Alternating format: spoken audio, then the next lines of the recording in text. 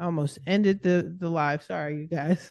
It says here, these are his revolving accounts. So revolving account is an account that you're paying on repetitively, like your credit cards, for example. So he has a credit card for a $2,400 limit, and he just has to pay a minimum of $27 a month, right? His last payment was September 30th, but his credit utilization is so high that drops your score.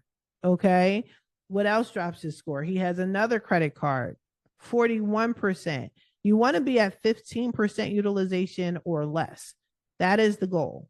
I know a lot of lenders are like, oh, get it down to 30. It's not 30. If you're paying 30% utilization, look at this, 102% utilization. If you pay 30, even 25, you're paying utilization on your credit cards. You're still paying interest. Okay. When you stop paying interest is when you're paying your credit cards and you're bringing the utilization down to 15% utilization or less. Okay. This guy's at 102. Now, if he would have paid down his credit cards, and it's high. I mean, I know people don't have it like that. You know, this one, look at this, 102%. I know he can't just say, okay, I'm gonna pay $20,000 worth of debt. Maybe he can. I don't know. I don't get in anybody's pockets because you just never know, right? But a lot of times you're going to apply for a mortgage. You think because you have a really good job that you can have access to a lot of money.